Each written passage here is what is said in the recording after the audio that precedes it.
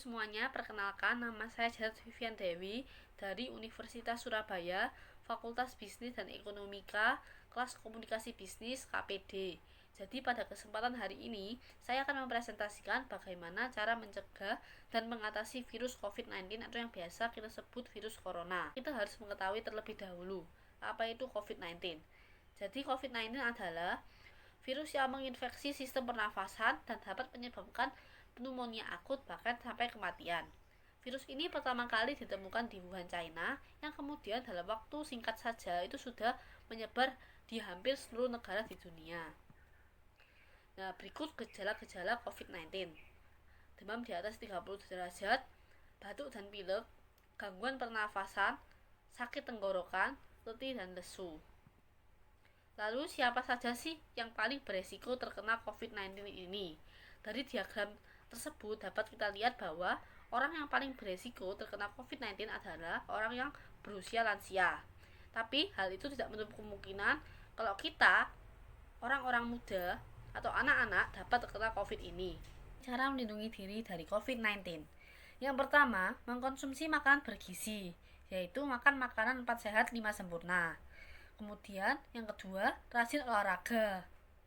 Yang ketiga, istirahat yang cukup, minimal 8 jam sehari. Yang keempat, tidak merokok. Yang kelima, hindari menyentuh benda di tempat umum. Yang keenam, rajin mencuci tangan, baik menggunakan sabun maupun menggunakan hand sanitizer.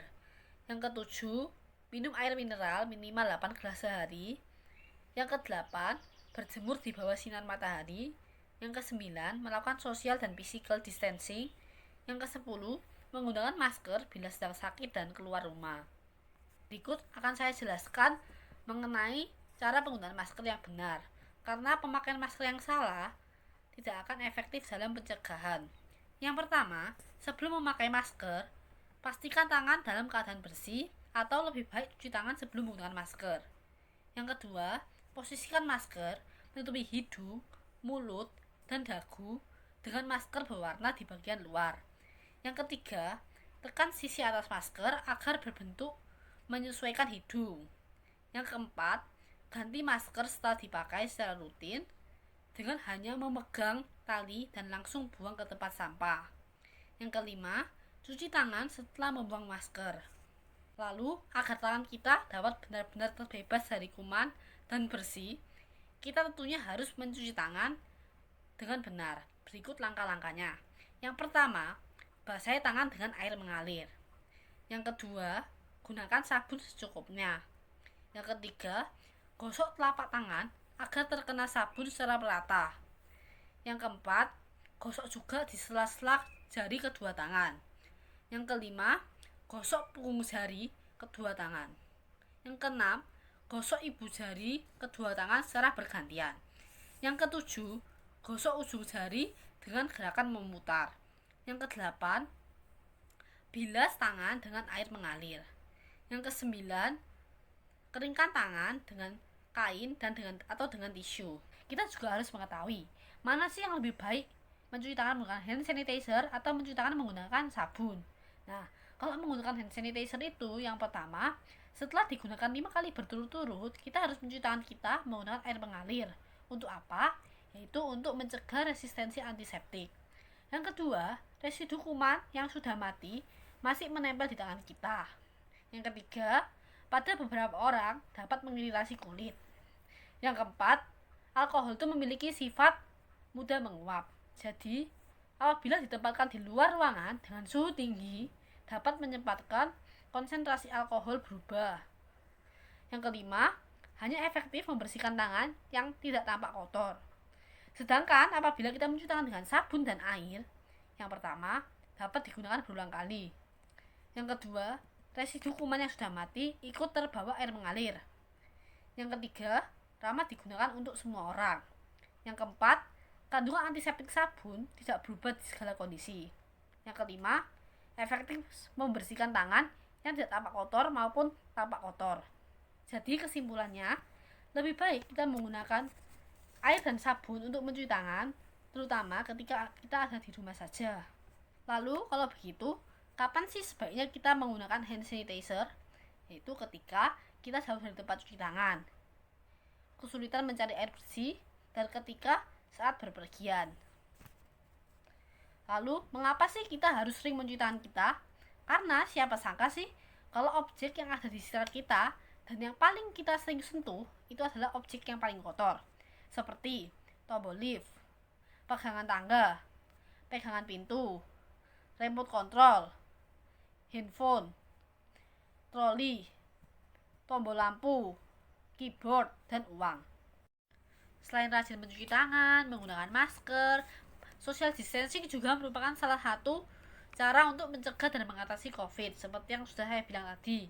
Maka dari itu, kita harus mengetahui apa sih itu social distancing. Jadi social distancing adalah menjauhi kerumunan, kerja, belajar, dan beribadah di rumah seperti yang sudah kita lakukan saat ini. Kemudian, meminimalisir bersentuhan dan berdekatan dengan orang lain. Lalu, usahakan berjemur di bawah sinar matahari. Lanjut, pastikan sirkulasi udara baik sehingga terhindar dari ruangan lembab. Dan yang terakhir, tunda kegiatan massal seperti arisan, reuni, konser, dan lain-lain.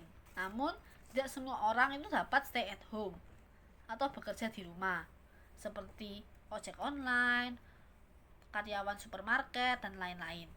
Maka dari itu, kita harus memperhatikan dan mengetahui bagaimana protokol keluar dan masuk rumah yang baik dan benar. Dimulai dari protokol keluar rumah. Yang pertama, pakai baju lengan panjang atau jaket. Yang kedua, gunakan masker pada urutan terakhir sebelum keluar rumah. Yang ketiga, tidak menggunakan transportasi umum. Yang keempat, jika ingin batuk dan bersin, lakukan etika yang benar. Yang kelima, gunakan tisu untuk menyentuh permukaan benda. Yang keenam, bertransaksilah secara online, seperti menggunakan OVO, Dana, GoPay, dan lain-lain. Lalu yang ketujuh, cuci tangan dengan hand sanitizer atau dengan air setelah menyentuh benda yang ada di sekitar kita. Lalu yang ke-8, tidak menyentuh wajah saat tangan sedang kotor. Yang ke-9, jaga jarak dengan orang lain dengan minimal 1 meter. Lalu berikutnya, protokol masuk rumah. Yang pertama, saat tiba di rumah, jangan sentuh apapun. Yang kedua, lepas sepatu sebelum masuk rumah, jadi sepatu tidak dibawa masuk ke rumah. Yang ketiga, buka pakaian dan segera masukkan ke keranjang cucian. Yang keempat, segera mandi.